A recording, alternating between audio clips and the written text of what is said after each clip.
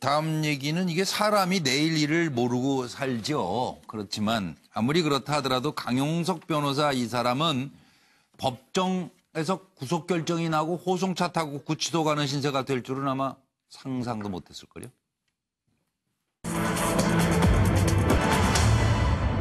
근데 오늘 그런 일이 벌어진 거예요. 네. 본인도 뭐 아주 어리둥절한 표정을 지으면서 황당하다는 반응을 보였다고 전해지고 있습니다.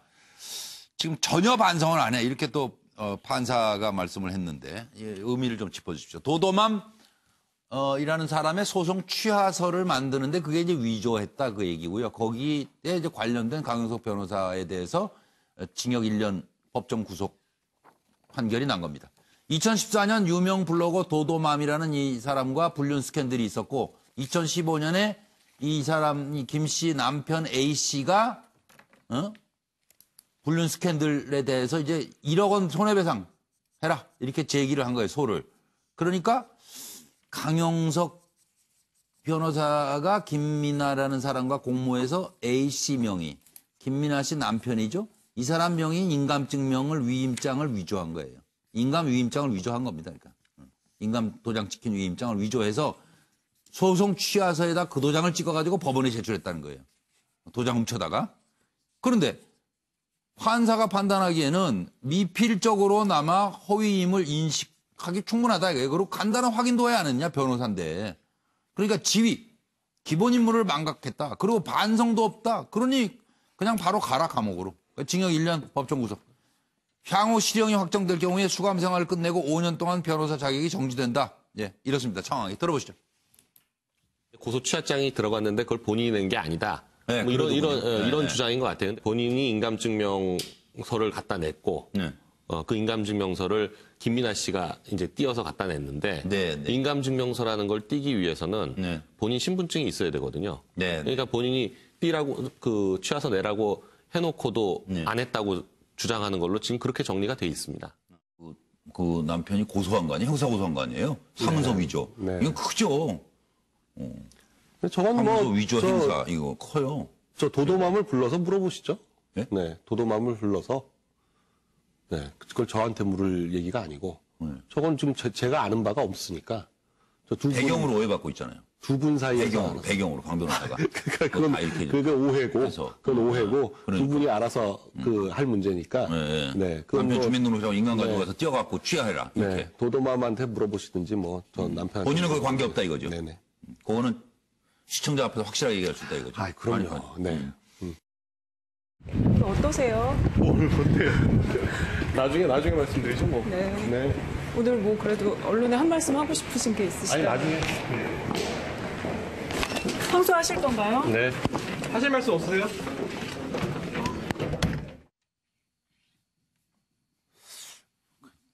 가만 있어봐. 오늘 저 시작부터 문제를 일으키신 정혁신 변호사. 먼저. 제가 문제를 일으켰나요? 아니 뭐 활발하게 토론을 할 수 있도록. 일단은 판사가 판결을 뭐라고 했냐면요. 피고인이 변호사라는 신분으로 자신에게, 그러니까 강용석 변호사 자신에게 민사소송을 제기한 원고의 의사에 반해서 그 원고의 인감을 위조해서 소취하 위임장을 작성을 했다. 그리고 제출을 했다. 이거는 변호사로서의 기본적 자질이 없다라고 판사가 판결문에 썼어요. 일반 변호사라면 어떻게 합니까? 있을 수가 없는 일이죠. 왜냐하면 이제 제가 몇 가지만 말씀을 드리면 사실은 우리나라에서 사무소 위조가 굉장히 많이 이루어지고 있는데 이 사무소 위조죄가 독일 거쳐서 로마법에서 온 거거든요. 그런데 로마나 독일이나 이런 나라에서는 문서를 위조하는 것을 굉장히 엄한 죄로 판단하고 아주 중한 죄로 다룹니다. 그래서 이것을 우리나라에서 수개했기 때문에 옛날에는 사무소 위조죄에 그게 없었어요. 벌금형이 없었어요. 무조건 실형이었단 말이에요. 그렇기 때문에 사실은 이 사무소 위조죄가 현실적으로는 많이 이루어지고 있긴 하지만 굉장히 죄질이 안 좋은 죄이고요. 그다음에 제가 봤을 때 강 변호사에 대해서는 굉장히 죄질이 굉장히 나쁘다라고 그 담당 판사가 생각을 한 게 첫 번째는 이 불륜 관계에 있는 사람과 짜가지고 자기한테 유리한 그 결론을 만들어냈다. 문서를 위조를 했다. 그다음 두 번째는 강용석 변호사는 사실은 그 법률가 중에서는 아주 탑 클래스에 있는 사람이거든요. 법적인 지식이나 그런 쪽에 있어서는. 누구보다도 잘 아는 사람이 제가 봤을 때는 누구보다도 안 좋은 죄를 갖다가 범행을 갖다가 했다. 그다음에 마지막으로 판사가 생각한 거는 피해자, 그러니까 도도맘의 남편이죠. 네. 도도맘의 남편이 강용석 변호사와 자기의 그 부인과의 불륜으로 인해서 그것만으로도 엄청나게 마음의 상처를 입었는데 그 상처를 어느 정도 위자하고자, 다시 말해서 좀 수습하고자 강 변호사를 상대로 1억 원의 손해배상 청구 소송을 갖다가 제기를 했는데 그게 취하가 엄격하게 된 거란 말이죠. 그러니까 이게 이중적으로 고통을 갖다가 받은 거기 때문에 이런 사람은 감옥에 넣어야 된다. 판사가 그렇게 판단을 한 것 같습니다. 이제 다음 변호사님으로 가려고 그랬는데 먼저 그래서 하시죠. 먼저 해야 될 이유가 있어요. 노 변호사는 이제 결론 지으시고. 아, 그래요? 네, 지금 정혁진 변호사가 이제 법적으로 좀 어렵게 얘기한 거를 저는 좀 이 어떤 안 어려웠는데. 인생사적인 입장에서 좀 얘기해보면 이래요. 그 강용석 변호사 참 전도가 양양한 젊은인데, 그렇죠? 이 한 걸음을 잘못 디뎌가지고 저렇게 됐거든요. 그렇죠? 여러 걸음 아니었어요? 맨홀에 쫙 빠진 용속이 신발이 이제 보이는데. 근데 제가 보면 이게 여기서 강조하고 싶은 건 이거예요. 그 닉슨이 탄핵당한 이유는 네. 그 상대방 후보를 도청했다가 아니라 도청 안 했다고 거짓말해서 탄핵당했거든요. 그 부분이에요. 거짓말한 부분. 그러니까 제가 이렇게 쭉 살아보면서 인간은 누구나 실수할 수 있어요. 예. 강용석 변호사 도도망가의 실수라고 할 수 있어요. 그런데 예. 이 부분에 대해서 강용석 변호사는 그걸 감추기 위해서 예. 사실 상대방의 소장을 네. 윙감을 위조하는 네. 거짓말을 한 거예요. 제가 볼 때는 이 소위 말하면 뭐 민주주의 사회를 살아가는 데 있어서 이 거짓말은 가장 큰 해악이거든요. 그러니까 이게 장래가 촉망되는 젊은이가 제가 볼 땐 이 도도망과의 관계가 문제가 아니라 예. 그것을 덮기 위해서 거짓말한 것 이것이 제가 볼 땐 본인에게 커다란 치명적인 잘못이 아니었나 이렇게 봅니다. 인간적으로 그러니까 얘기한다는 말씀이잖아요. 그러니까 저건 자신을 버린 거예요. 그러니까 이제 누구든 잘못은 할 수 있어요. 그러나 그러니까 결정적으로 네, 실수는 할 수 있다. 그러나 이것을 감추고 속이고 거짓말하는 것 이거는 더 큰 문제다. 그러니까 지금 저 수갑 찬 거예요? 노 변호사님? 그렇죠.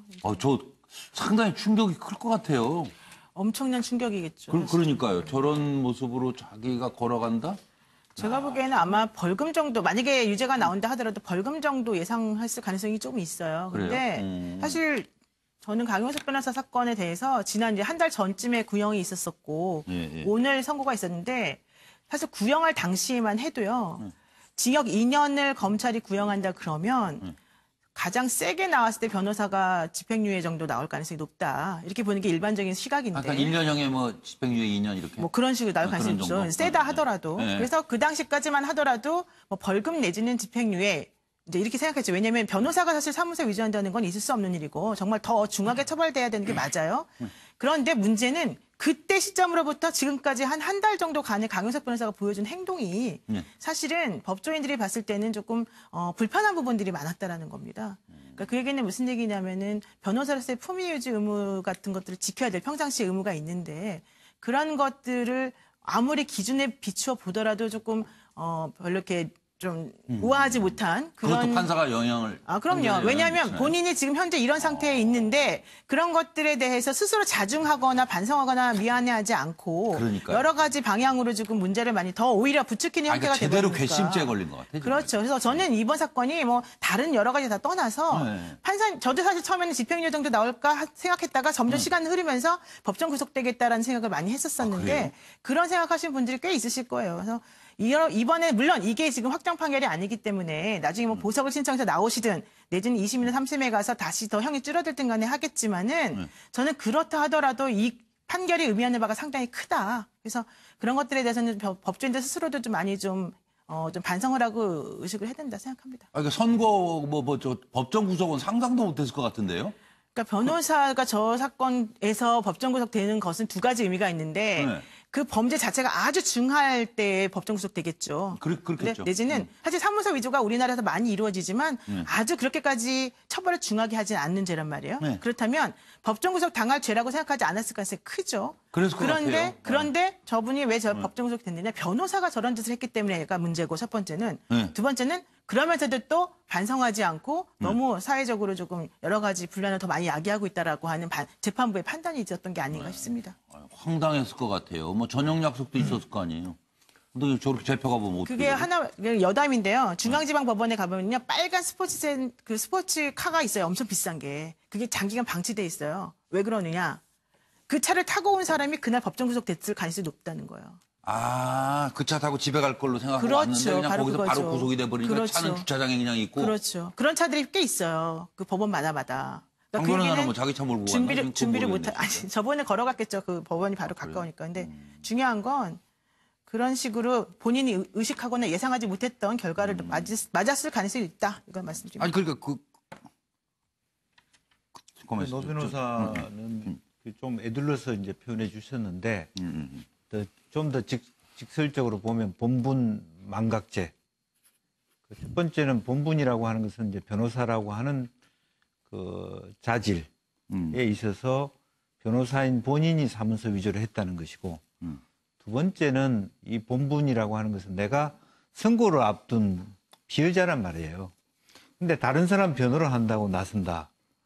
그게 재판부 입장에서는 전혀 반성이 없다라고 볼 수 있는 그런 근거가 된 거 아니냐.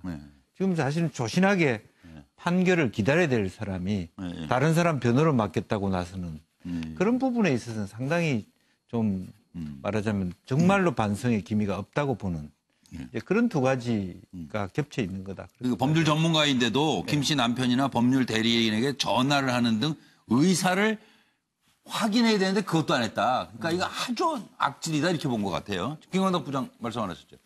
예, 뭐 설명들이 많이 비슷한데요. 보니까 예. 어떻든 그 두 변호사님 여기 패널께서 가재는 개편도 아니고 더 비판적으로 이야기하는 거 보니까 뭔가 강용석 변호사가 뭐 크게 잘못은 한 모양이네요. 보니까. 근데 이 강 변호사의 이 문제는 뭐냐 하면 그래도 변호사에 대해서는 뭐 우리나라에 뭐 평가가 여러 가지가 있습니다. 사실은. 예. 근데 법을 가장 잘 지켜야 되죠. 원래 변호사가. 근데 그렇지 못한 경우들 좀 있습니다만은 그래도 이 강 변호사는 진짜 모럴 해저드라고 본 것 같아요. 예. 모럴 해저드가 크게 두 가지인데 아까 말했지만 사문서 위조가 됐을 것을 미필적으로나마 최소한 인식을 했을 거라는데 그런 걸 거치지 않아서 사실 확인을 하지 않았다는 거고 또 하나는 반성이 없었다는 점에서 바로 이러한 모럴 해저드 이렇게 있다고 보고 법정 구속까지 한 거로 보입니다. 근데 제가 국회의원 당선된 첫 해 그때는 제가 기자로서 본 적이 있었는데 2008년쯤에 그때만 해도 좀 얌전하고 조용한 것 같더니만 나중에 이 대학생들과에서 이 발언을 크게 문제 발언을 한 뒤로부터 계속 그렇게 그때부터 꼬여요. 엑셀에다도 많이 밟고 이렇게 하는 거 보면서 내가 그 전에 알던 모습이 잘못된 모습이었나 이렇게 생각도 해보게 됩니다. 넘어가겠습니다. 뭘 한 말씀 꼭 더 하셔. 이게 지금 이렇게 보면은 이제 SNS 보면은 일정하게 이제 그 보수적인 분들이 이게 강용석 변호사가 정권에 의해서 탄압받는 거 아니냐 이런 문제제가 있는데 제가 볼 땐 이래요. 이거는 좌우를 넘어서 일정하게 이 사회를 사는 사람, 특히 지식인으로서 거짓말을 한다는 거는 그거는 아주 일벌백계의 문제입니다. 저 강용석 변호사하고 아주 친하거든요. 근데 하여튼 이게 그런 관점에서 앞으로도 친할 거예요? 좀 봐야 됩니다. 앞으로도 친할 건지는 뭐 알아서 하세요. 김부선 씨는 어떻게 해요? 그나저나. 조용한가 했는데 또다시 김부선 씨가 아주 발끈하면서 설전을 벌였는데요. 그게 중요한 게 아니고 이제 이 앞날이 참 문제입니다.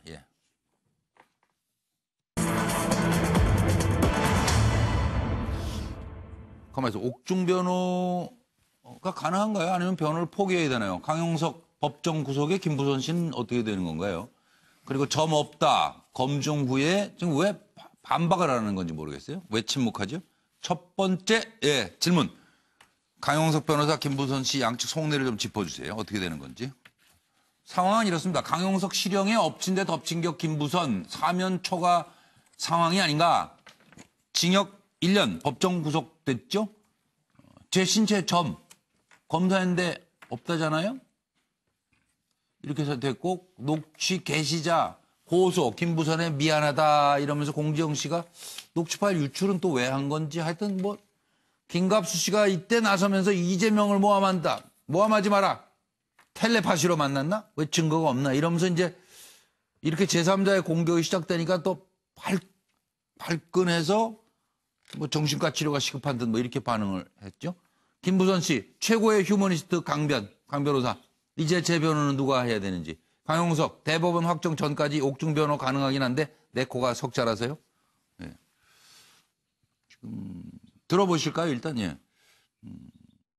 굉장히 능력 있고 똑똑하고 그 변호사로서는 탁월한 능력을 갖고 계시기 때문에 자기는 너무 바쁘니까 강용석 변호사님을 만나서 모든 사건들을 수임하고 의뢰해보는 게 어떻겠냐고 하셨습니다. 강용석 변호사님은 굉장히 변호사로서 법률가로서 유능하고 명석하시고 그건 이미 정평이 나 있습니다. 저는 정치인도 아니고 진영 논리에 빠질 이유도 없습니다. 그냥 오로지 진실을 밝히는데 최선을 다해줄 변호사님이 누구신가. 사실은 이제 저 자유한국당 쪽에서 김부선 씨를 참고인으로 내일 국정감사에 이제 부르려고 여당 야당이 같이 조율을 하지 않습니까? 근데 민주당 쪽에서 너무 반대를 해가지고 자유한국당 전투력이 너무 약한 것 같습니다. 그렇죠. 사실은 중요한 건데 말이죠. 굉장히 그거를 했으면 내일 사실 이렇게 투샷이 잡힐 수 있으면 굉장히 이게 큰 뉴스가 되거든요. 그리고 만일에 이제 이재명 지사가 뭐 당연히 기소가 돼서 이제 재판을 받게 되겠지만 그렇다고 하더라도 법정은 카메라로 촬영을 못 하거든요. 근데 이렇게 국정감사장 같은 데서 딱 투샷이 잡히면 누가 진실을 말하고 누가 거짓을 말하는지 국민들이 사실 텔레비전을 보시면 다 알 수 있죠. 그러게 말입니다. 그런 찬스를 놓친 게 참, 이게 자유한국당 참 전투력이 약하다 보니까 그런 것 같습니다. 일단 노 변호사님 설명. 저는 이제 그 김부선 씨가 좀 한편으로는 안타까운 부분이 있는데 좀 계속해서 악수를 두고 있다라는 생각이 조금 들고 강현석 변호사가 김부선 씨 변호를 맡은 이후에 물론 김부선 씨는 마음속으로는 조금 시원한 감을 느끼고 편안감을 느꼈을지는 모르겠지만 강용석 씨가 변호사로서의 하는 행동은 김부선 씨에게 결코 유리한 행동이 아니에요. 그래서 원래는 그런 식으로 변호인이 행동을 하면 안 돼요. 의뢰인을 위한다면. 근데 이제 그런 것들이 너무 시끄럽게 조금 그 사회적으로 여러 국민들에게도 좀 좋지 않은 모습으로 다가갔던 것 같고 그러다 보니까 한 번 뱉은 말을 자꾸 되돌릴 수가 없고 또 뭔가 자중할 수가 없고 이런 분위기가 되었다. 그런 상황에서 사실은 누구라도 선고를 앞두고 있으면은 자신의 모든 최악의 경우를 생각해서 의뢰인에 대해서 최선을 다할 수 있도록 준비를 해야 되는 시간이 필요한데 강현석 변호사는 좀 그런 게 없었던 것 같아서 저는 저 두 분이 물론 어떤 식으로 서로 그 약정을 맺었고 이랬는지 모르겠지만 이 부분은 정말 강현석 변호사가 미안해하다고 해야 될 것 같습니다. 아니 그리고 변호는 어떻게 돼요? 지금 일단 법정 구속돼서 저 감옥에 있습니다. 우선 제가 잠깐 말씀드렸지만 우선은 그 확정되기 전까지는 아직까지는 변호사 자격이 정지되거나 그러진 않습니다. 다만 대법원 확정까지? 네, 다만 뭐 대법원 아니라 중간에 항소를 포기하더라도 확정이 되는 거니까요. 아, 그렇죠. 근데 중요한 거는 지금 현재 사실상 변호사가 구치소에 들어가 있으면 밖에 나와서 변론 활동을 할 수가 없잖아요. 그러니까 사실상 활동이 불가능하니까 보석을 신청해서 본인의 자유의 몸에 되어서 나와서 법정을 같이 가는 건 가능하겠지만 그렇지 않은 상태라고 한다면 옥중에서 서면을 써가지고 대신 제출해주는 정도까지는 할 수 있어요. 그렇지만 그런 거 이외에 나머지 것들에 대해서는 여러 가지 제약이 많고 하기가 좀 힘들기 때문에 이럴 때는 사임계를 내고 자신의 사건을 좀 자신은 집중하고 내지는 다른 변호사가 김부선 씨에 대해서 변호를 하도록 도와주는 게 맞죠. 형이 확정되면 어떻게 돼요? 형이 확정되면 형 받은 사람은? 금고 변호사? 이상의 형이 확정이 되게 되면 그 형을 집행을 끝난 이후에 5년까지 변호사 자격이 정지가 되고요. 그다음에 집행유예로 만약에 형이 확정이 되면 집행유예 기간이 끝난 다음에 2년까지 또 변호사 자격이 정지가 돼요. 집행유예 기간 동안은 활동을 할 수 있는 거네요. 아니 집행 기간 때 못하죠. 그러니까 그때도 예를 들면 못하고? 1년에 뭐 2년의 집행유예 받았으면 지금으로부터 2년 동안은 변호사 자격이 당연히 정지되고 당연 정지가 되고 당연 정지고 집행 정지가 끝난 이후로부터도 2년 동안 또 그로부터 집행 또 2년? 자격이 정지가 되는 거예요. 그러니까 4년을 못하는 거예요. 예컨대. 그러면 강 변호사가 보석금 내고 나와서 보석금 내고 나와서 아직까지 확정되기 전이니까 지금 현재로서는 할 수 있는 거죠. 아직까지는 변호사 자격에는 문제는 없는 거죠. 그리고 보석금 낸다고 다 풀어주는 것도 아니고. 안 해주죠. 그러니까 그거는 보석을. 제가 봤을 때 보석 신청해도 안 받아줄 가능성이 있다는 거죠. 이거는 정 변호사님. 일단은 계약은 강용석 변호사 개인하고 하지는 않았을 거예요. 법인하고. 왜냐하면 법인하고 했을 거고 그래서 제가 궁금해서 찾아봤더니 그 법인의 변호사가 5분이 계세요. 그러니까 강용석 변호사 말고 4명이 더 있으니까 다른 변호사들 통해 가지고 충분히 변론을 할 수 있는데 사실 형사는 민사랑 틀리거든요. 민사는 이제 서면 잘 쓰면 되는데 형사는 이런저런 조사가 있을 때 참여를 해줘야 된단 말이에요. 그런데 김부선 씨가 강용석 변호사 사무실에 있는 보니까 되게 경력들이 좀 많이 그 부족한 분들도 있던데 그런 분들 보고 계약하지는 않았을 거고. 그렇겠죠. 그다음에 변호사 위임 계약은 당사자가 변호사 또는 의뢰인이 언제든지 계약을 해지할 수가 있으니까. 그렇습니다. 그러니까 이거는 뭐 김부선 씨가 결정할 문제인 것 같아요. 그래서 내가 그래도 다른 변호사 통해 가지고 하겠다라고 하면은 계속하면 되고. 계약 그냥 없는 걸로 네네. 하자. 그다음에 돈은 어떻게 돼요? 돈은? 돈 돌려받아요? 돈은 원래 착수금은 돌려주지 않도록 되어 있는데요. 이런 경우에는 저 같으면 돌려드리겠는데. 그 약정이 나름인데 예컨대 나 좀 있으면 선고돼서 이렇게 될 수 있습니다. 그래도 좋습니까? 라고 해서 오케이가 됐으면 안 돌려줄 수 있지만 원래는 돌려줘야죠. 변호사들마다 다르시네요. 그리고 왜 특정 부위 큰 점 얘기했던 김부선 공지영 작가 지금 그 두 사람 대화 내용 공개됐는데 병원에서 점 없다 그러는데 왜 반응 안 해요? 그거는? 정 변호사님은 이 부분 어떻게 보세요? 그거는 왜 반응 안 해요? 제가 언급할 점이 아닌 것 같습니다. 그럼 다른 점을 언급해 주시고 그런 점. 도 변호사도 요거 답변 좀 해주세요. 왜 말을 안 해요? 전 당연히 무반응이 더 맞다고 봅니다. 지금 여기 상황에서 뭐라고 하겠습니까? 본인들이 사실 뭐 확인할 수 있는 것도 아니고 또 공신력 있는 그 병원의 의사 선생님들이 없다고 얘기를 했었던 것이고 그렇다라고 한다면 여기서 더 이상 뭐 뭔가 얘기한다는 것 자체가 자충수가 되는 거기 때문에 저는 이 정도로 그냥 조용히 있는 게 그나마 맞는 행동인 것 같아요. 그리고 심리학 박사수료 우리 노 변호사한테 그거 하나. 이거 좀 이상해 나는. 왜냐하면 이렇게 공격을 하잖아요. 김갑수 씨가. 이런 경우에 잘 보세요. 이재명을 모함한다. 텔레파시로 만났나? 뭐 이렇게 얘기하면 일반인 같으면 어떻게 나와야 되냐면 아니다. 내가 뭘 모함했냐. 근거를 대라. 이래야 되는데 이 김부선 씨는 상상력이 많으신 건지 병원 뭐라 그랬죠? 정신과 치료가 시급한 듯 보인다고 하는 대답이 그걸 어떻게 이해를 해야 돼요? 그거는 뭐 특별히 이해할 필요가 없는 그래요? 발언 같습니다. 예. 괜한 질문했고 방송도 저는 그 배우 김부선 씨가 지금 처지가 그동안 전입가경 상황이었는데 지금 설상가상 상황이 된 것 같아요. 많이 설상가상. 고민해서 나온 얘기죠 지금. 설상가상 무슨 뜻인지 알겠죠? 설상가상. 요즘에 사자성어가 여러 가지 대기업 시험에 많이 나온다는데 이제 눈 위에 다그만두고 목불인견이 더 나아요. 그래요? 아주 눈 뜨고 정말. 설상가상인데 어떤 거냐면 요즘 떠오르는 게 지금 처지가 지금 점까지 발견이 안 된 데다가 변호사까지 지금 현재 이제 구속되는 상황이 돼서 그러니까 참 진짜 눈보라와 바람이 몰아치는 히말라야를 혼자 등반하는 상황이에요. 그런데 원래 거기에는 혼자 가기가 거의 불가능한 데잖아, 저기는. 그러니까요. 거기는 최소한 쉘파라고 발음이 맞는지 모르겠는데 셰르파 또는 이런 여러 가지 가이드가 있어야 되는데 정말 제대로 그까지 없어지니까 지금 고민이 할지. 큰 거죠. 이제 하산하기도 쉽지 않아요, 저 상황에서. 제대로 하산할지 올라가기도 어렵고. 그래서 저거를 이제 방법이 하나가 뭐냐면 강용석 변호사가 구속돼 있으니까 물리적으로 변호를 못하니까 자격은 있지만 강용석을 돕는 다른 변호사들이 거의 보조 변호사들이 다시 도와주는 방법도 있고 아예 또 색을 찾아서 그 헬리콥터 타고 오는 새로운 가이드가 만나가지고 이렇게 해서 내려오거나 올라가거나 그 방법을 찾아야 될 것 같습니다. 김영주 의원님. 이제 할 말이 없습니다. 뭐 앞에 대부분 다 하신 말씀이시고요. 사실은 이제 그동안에 김부선 씨 입장에서는 여성 변호사를 원했으나 잘 구해지지 않았고. 그랬죠. 그나마도 처음에는 이 강 변호사한테도 뭐 이렇게 원하지 않는다고 했다가 어쩔 수 없이 이렇게 반은 외상이다 이렇게 하면서 이렇게 받아들였는데 믿었던 강 변호사까지 이제 그렇게 되면 상당히 그 정신적으로도 굉장히 혼란스러운 또 이재명 지사의 대응에 대해서도 맞대응할 수 있는 같이 뭔가 이렇게 대응할 수 있는 논리를 만들어 가야 되는데 또 법리적으로 해석을 하면서 무조건 대응할 수는 없지 않습니까? 법리를 따져가면서 해야 되는데 그런 부분에 대해서 상당한 어려움에 처해 있는 것이고 강 변호사는 어쨌든 본인이 이 변호를 한다고 나왔을 때는 자기는 거의 스스로 100% 이거는 집행유예다라고 생각을 했고 집행유예가 아니고 무죄라고 생각했던 것 같아요. 그죠?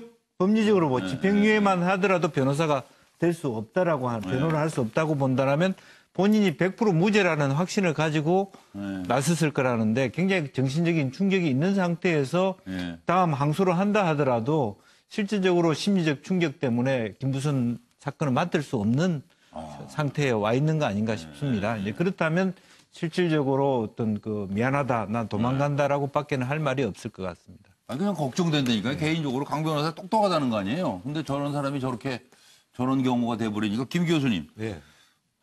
저는 뭐 일단 김부선 씨가 거의 그렇게 상태로 간 것 같고요. 왜냐하면 저는 뭐 이념 얘기까지 들고 나올 정도면 거의 막장이다. 그래서 무슨 짝퉁 진보 뭐 이런 얘기를 하면서 그 과거에는 진보라고 하는 가치로 말씀하시다가 이제 좀 이 부분이 누군가 김갑수 씨가 제기하니까 이렇게 그렇게 상태에 몰려 있는 것 같아서 어려울 것 같다는 생각이 들고요. 그렇네요. 그다음에 김갑수 씨 같은 경우도 뭐 껌처럼 씹는다 이런 말씀 좀 안 하. 그러니까 예를 들어 그런 말씀하셔서 계속 이런 문제들을 불을 붙이고 국민들을 좀 피곤하게 하시는 것 같아서 그러니까 김부선 씨한테 짝퉁 진보라는 얘기까지 들으시게 되는 상황까지 간 것 같아서 그러시지 않았으면 좋겠고 또 그 강영석 변호사 같은 경우는 어차피 최종 판결이 안 났지만 여하간 저는 사실상 변호사 자격이 정지된 것 같은 상황이 된 것 같다. 지금 상황은. 그렇죠. 예, 뭐 세상을 속일 수 있다고 생각하시는 분이 김부선 씨를 변론해서 어떻게 승소할 수 있으시겠어요? 제가 볼 땐. 저는 그래서 이 강 변호사와 김부선 두 분의 희망 사항이 거의 절망으로 좀 가고 있는 거 아닌가 이런 생각이 듭니다. 뭐 사실이 밝혀져야겠지만 나중에 법정에서. 그리고 하나 이제 살펴봐야 될 게 지금 이재명 지사 측에서 29일이죠. 경찰 출석 앞두고 있는데 수사 공정성에 지금 강한 불만을 드러내고 있습니다.